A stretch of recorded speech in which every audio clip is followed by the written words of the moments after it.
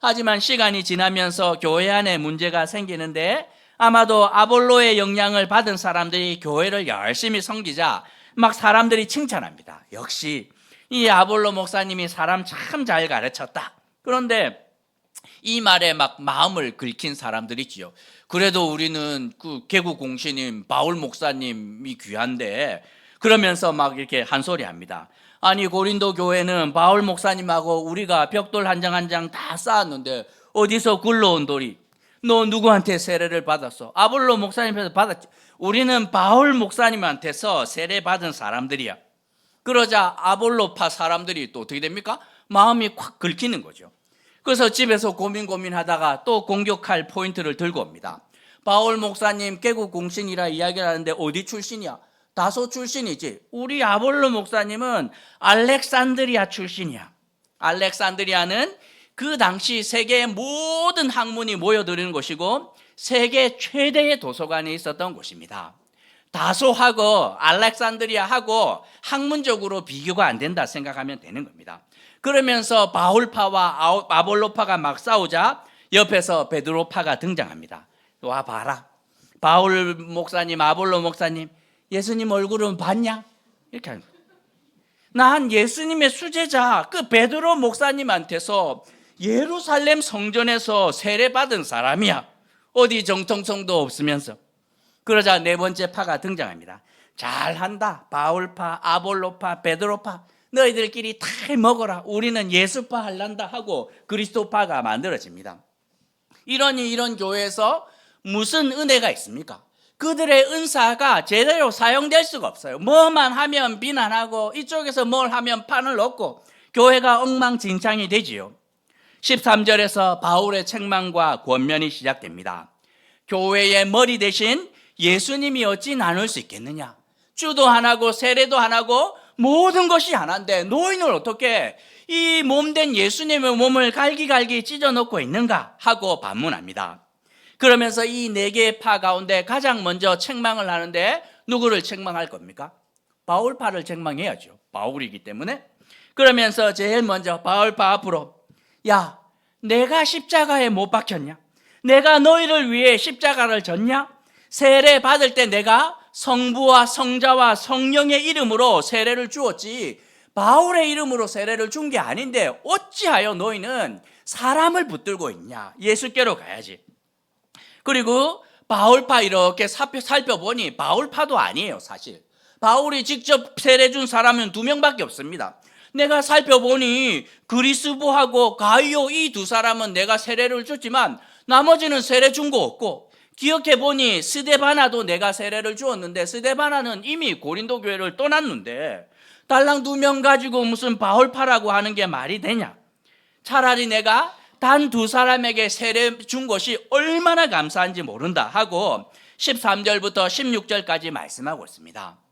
이제 다른 교회에서, 외국에서 이렇게 제가 이제 좀 살았는데 그냥 이제 다녀가는 분들이 많습니다. 어떤 분들은 교회 들어오는 순간 막 이마에 쓰여져 있습니다. 자신만만, 어깨가 막 이렇게 2배씩 올라가 가지고 오면서 하시는 말이 무엇이냐면, 목사님, 한국에 있는 그 유명한 교회 아시죠? 그리고 그 유명한 목사님 아시죠? 그 교회에서 그 목사님에게 제가 세례를 받았습니다. 어쩌라고? 제가 또 보통 사람이 아니지 않습니까? 그래서 아래로 막 훑어보면서 그러면 그 목사님처럼 사시면 되겠네 그러고 갑니다. 제가 믿음이 부족해서요. 어쩌란 말입니까? 그게 뭐가 중요하다고? 누구에게서 어디서 세례받은 게 뭐가 그렇게 우리에게 중요합니까? 보면 이렇게 17절에서 바울은 세례보다 훨씬 더 중요한 것이 무엇인지 권면하고 있습니다. 혹시 작년 논산훈련소에서 진중 세례 받은 사람 몇 명인지 알고 계신가요? 제가 조사를 해보았더니 무려 59,026명입니다. 거의 매년 그 수, 6만 명에 육박하는 젊은이들이 매년 세례를 받는다면 10년이 지나면 어떻게 됩니까? 60만 명이에요. 이 성도들이, 젊은 친구들이 오면 세상이 뒤집어져야 당연한 건 아닌가요? 보면 지난주 우리 교회 최고 출석을 찍었습니다. 76명, 78명. 그래서 제가 59,026을 78로 나누었더니 756이 나옵니다. 이런 교회가 매년 756개씩 이렇게 생긴다고 생각을 하면 돼요. 우리 교회 세례교회는 원래 몇 명입니까? 입교한 상은이 달랑 하나인데, 그죠? 세례 받는 건 너무너무 중요하지요. 하지만 우리 가운데 더 중요한 것이 있습니다. 17절에서 바울이 말하고 있죠. 누구에게서 세례를 받았는가, 몇 명이 받았는가, 이거보다 훨씬 더 중요한 것이 있으니 17절에서 그것은 복음을 전하는 것이다, 이렇게 말하고 있습니다. 어떻게 전해야 합니까? 말의 지혜가 아니라 그리스도의 십자가로 전하는 것이라고 말하고 있습니다. 우리가 세례를 받는 목적이 무엇이냐면 세례를 통해서 하나님의 자녀가 되고 예수 안에서 믿음으로 거하면서 하나님의 말씀을 따라 세상의 빛과 소금으로 썩어져 열매 맺는 미랄로 살아내기 위해서 우리가 세례 받는 것 아닙니까? 그 믿음의 삶은 말과 지혜로 되는 것이 아닙니다. 아볼로에게 받았네, 바울에게 받았네, 이게 중요한 것이 아니라 예수님께서 주셨던 십자가를 날마다 질 때 나타나는 것입니다. 이 사람들아, 내가 바울에게, 아볼로에게, 베드로에게 이렇게 말만 하지 말고 당신의 몸으로 하나님의 말씀을 따라 치열하게 믿음의 일상을 날마다 살아내는 것, 그것이 세례 받는 것보다 훨씬 더 중요한 것이 아닌가 하고 권면하고 있습니다. 바울은 고린도 교회를 누구보다 사랑했습니다. 왜? 고린도 교회의 성도들은 나쁜 성도들이 아니라 연약하고 어린 성도들이기 때문이에요. 돌아다니다 보면 진짜 나쁜 성도들, 악한 성도들을 만나요. 마음에 막 쓴뿌리가 있어서 목사가 무슨 말을 해도 듣지 않고 소견에 옳은 도를 행하면서 교회를 엉망으로 만드는 참 악한 사람들 종종 봅니다. 하지만 이 고린도 교회 성도들은 나쁜 성도들이 아니라 어리고 연약한 성도들이었어요. 악해서가 아니라 뭘 잘 몰라서 이렇게 되는 거예요. 은사가 있는데 어떻게 사용해야 되는지 잘 모르고 은혜가 있는데 이것을 어떻게 누려야 되는지 몰라서 그냥 막 소견에 오른 대로 교회 안에서 직장 생활을 하듯 교회 생활하는 분들 가끔 있습니다. 왜 그럴까요? 잘하고 싶은 거예요. 교회 안에서 나도 신앙생활을 잘하고 싶은데 어떻게 해야 되는지 모르니 소견에 오른 대로 이제 신앙생활을 합니다. 직장 생활에서 성공하는 방식처럼 일단 어떻게 합니까? 출석을 열심히 하면서 교회 중직자들과 목사의 눈에 띕니다. 이렇게 막 앞에서 어슬렁어슬렁 하면서 인사하고 그러면서 교회를 분석합니다. 목사님하고 자주 만나는 라인이 무엇인지 분석합니다. 장로님 라인인지 권사님 라인인지 어느 쪽이 목사님과 더 가까운지 몇 개월 지나면 분석이 돼요. 일할 때마다 앞에 서는 분들 있죠. 저쪽이구나. 그러면서 그 라인에 들어가서 거기 중심에 있는 분들에게 막 충성을 합니다.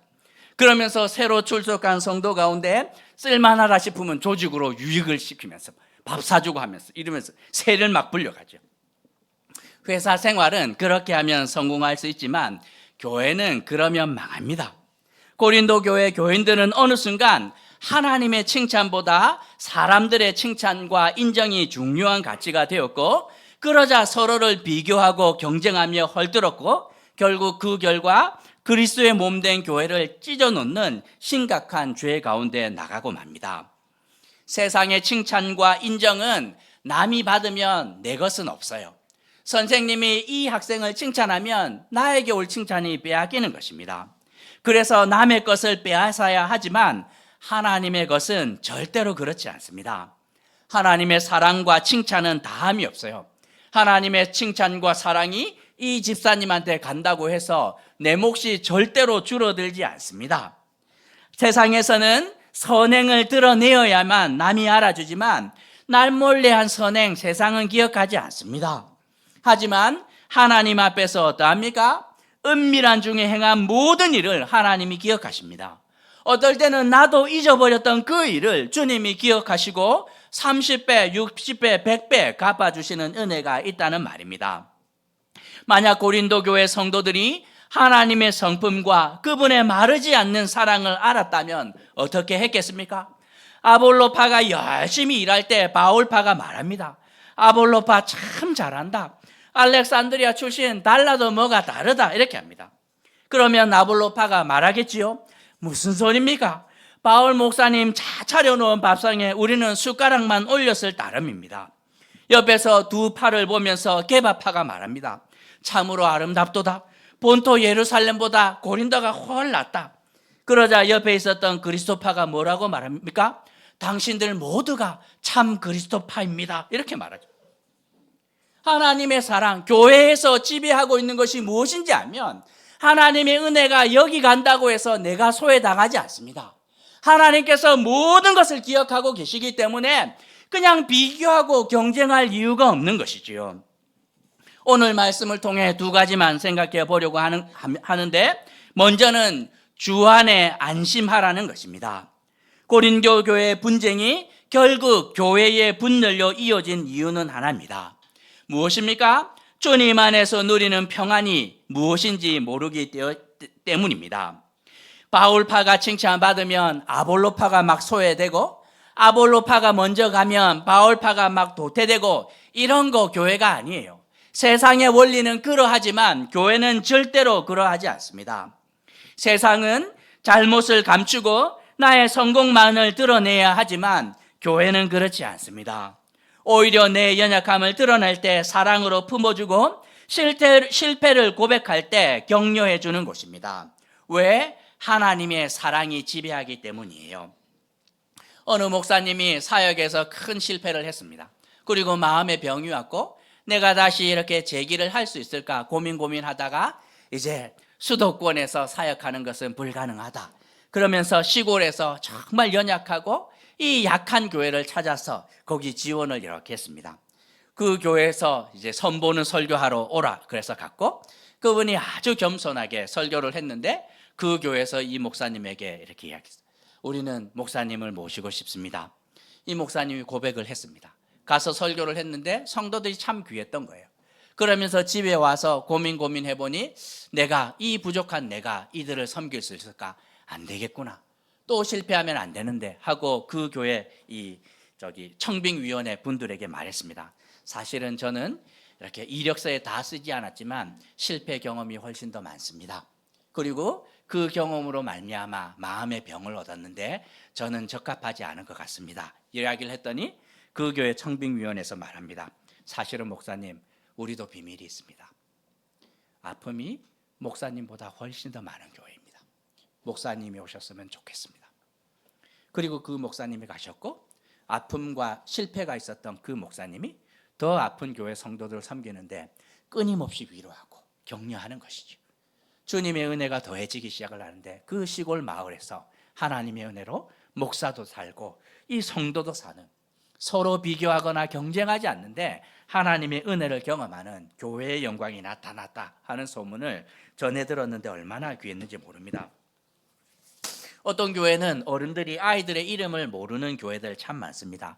와서 이야기를 합니다. 그 점심 먹을 때 우리 옆에 걔 앉았잖아. 누구 걔 있잖아. 누구 세탁소 아들 그 세탁소 걔 있잖아. 누구 의대 다니는 알지 걔 알지. 누구 변호사 아들.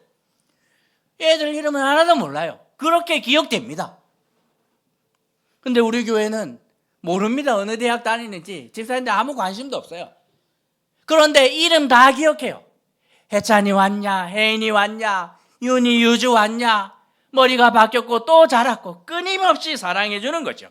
왜? 똑같이 사랑하기 때문이에요. 아버지가 전문직이라서 명문대 다니기 때문에 사랑하는 것이 아니라 교회가 어떤 곳인지 너무너무 잘 알고 있습니다. 세상에서 끊임없이 비교하고 경쟁합니다. 영국에 있을 때 그분들이 다 이렇게 남전도에 계신 분들이 성공하기 위해서 오신 분들이에요. 제가 이야기했죠? 12명 모여서 남전도회 하는데 저 빼고 다 박사님입니다. 그분들의 소원이 무엇이냐면 최단기, 최연소, 세계 최초 이거 이루기 위해서 열심히 달립니다. 물어보면 기도 제목 말하라 그러면 말을 못하는데 무슨 연구하는지 물어보면 막 줄줄줄줄 나옵니다. 목사님, 제가 전자의 움직임을 레이저로 이렇게 잡아가지고 이거 방향을 트는데 막 10의 20승분의 1 어쩌고 얘기를 하는데 막 안드로메다 이렇게 가요. 옆에 계신 부인 집사님이 속 터져하면서 목사님, 남편이 전자의 움직임을 보고 그거 잡으려고 레이저 총 쏘고 하는데 마누라 마음은 못 잡는다고. 아내가 무슨 생각하는지 하나도 모른다고. 물어보았습니다. 집사님, 왜 남편 만나서 결혼하셨어요? 세계 최초, 최연소, 최단기 이거 이럴 줄 알고 결혼했냐 물어보면 여집사님이 대답합니다. 소개팅 만나서 갔는데 너무 불쌍했다는 거예요. 저 인생 너무 불쌍한데 박사하겠다고 막 왔다 갔다 하고 하는데 막 위아래 하나도 안 맞고 이게 공부밖에 모르는 저 인생 내가 아니면 저거 그냥 평생 혼자 살겠구나 불쌍해서 결혼해 주었다는 거예요. 남편은 그런 거 몰라요. 그런데 거기다 대고 여보 내가 세계 최단기 최연소 어디 엉터리 같은. 교회는 그런 곳이 아닙니다. 여러분이 뭘 들고 하나님을 기쁘시게 하겠습니까? 억만금 헌금을 한들 주님이 돈이 부족해요? 지혜가 부족합니까? 그렇지 않아요. 그냥 불쌍해서 우리를 하나님의 자녀로 삼아 주신 거죠. 우리가 할 수 있는 것은 하나님의 은혜 안에 마음껏 뛰놀면 되는 것이에요. 교회는 사랑이 넘치는 곳이기 때문입니다. 하나님의 은혜 절대로 부족하지 않습니다. 기도했더니 옆집 집사님만 기도가 직통으로 응답될 때 답답해할 필요가 없어요. 때가 되면 나한테 다 옵니다. 내 것이 옆집으로 간 것이 아니라 생각하시면 됩니다. 지난주 설교 목표가 무엇이었습니까? 제가 설교하면서 주일날 빠지면 죽는 줄 알도록 한다. 이게 목적이었죠. 오늘 설교의 목적은 교회 안에서 절대로 싸우면 안 되는 줄 알게 한다. 이겁니다. 교회에서는 사람이 아니라 하나님만 바라보게 한다. 이게 제 설교의 목표입니다. 저와 함께 신앙생활을 하는 동안 여러분 약속해야 됩니다. 절대로 서로를 비교하거나 경쟁하는 일 절대로 하면 안 됩니다. 대신 정직하게 성도들을 칭찬하는 일, 오직 주님의 사랑이 나에게도 넘치는 줄 알고 그렇게 살아가면 충분합니다. 우리가 두 번째로 생각해야 되는 것은 우리의 몸으로 복음을 살아내라는 것입니다. 세례 받는 것보다 더 중요한 것이 무엇입니까? 우리의 몸으로 하나님의 말씀을 살아내는 것입니다. 내가 40일 금식 기도를 했네, 성경을 백독했네, 교회 개척을 몇 개 했네, 참 중요하지만 더 중요한 것은 그 말씀과 은혜대로 치열하게 일상을 살아내는 것이에요. 제가 이제 영국 있을 때 청년들이 이렇게 사이언스지 네이처지 이런 데 논문 했다고 이야기했죠. 그거 와서 자랑할 때 제가 얼마나 통쾌했는지 모릅니다. 목사님은 그거 하나도 안 자랑스럽다 이러고 이제 문 쾅 닫고 멋있게 돌았었습니다. 애들이 충격받으면서 나는 그런 거 하나도 자랑스럽지 않다. 너 그거 해서 특별한 것이 아니라 난 니네들이 그냥 하나님의 사랑받는 자녀라는 것 그것으로 특별하지 써서 이 최초 최인류 다 필요 없다 하고 문 쾅 닫고 나갔습니다.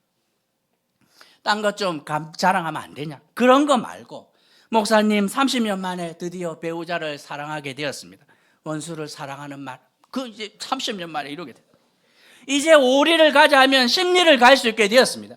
이제 목사님 이쪽 뺨을 맞으면 반대쪽 뺨을 돌릴 수 있게 되었고 썩어지는 미랄로 살아간다는 것이 무엇은 뜻인지 알게 되었고 본체를 버리고 땅에 내려셨다 하는데 예수님의 겸손함이 무엇인지 이 목사님 이제 드디어 알게 되었습니다. 이런 거 좀 자랑하면 안 됩니까?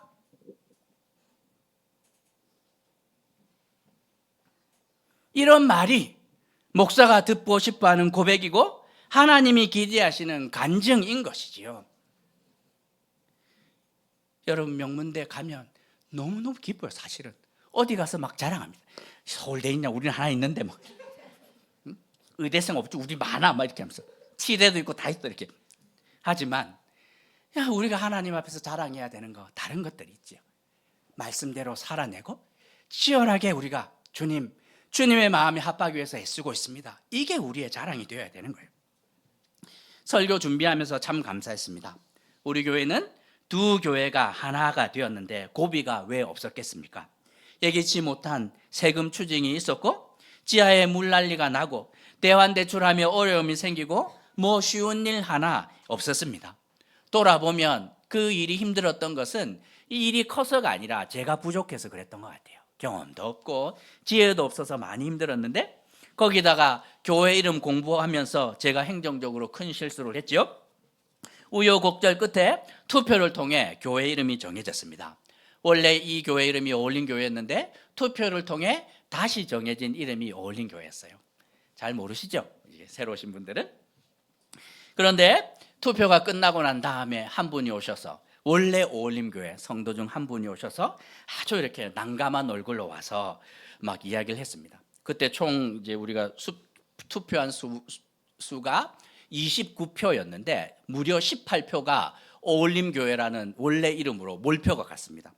그러면서 이 원래 오올림교회에 있었던 이 분이 오셔가지고 난감한 표정으로, 목사님 혹시 우리 원래 멤버들이 몰표를 준 걸로 생각하는데 그렇지 않다고 하면서 그 이름 모를 조지용 권사님이 난감한 표정.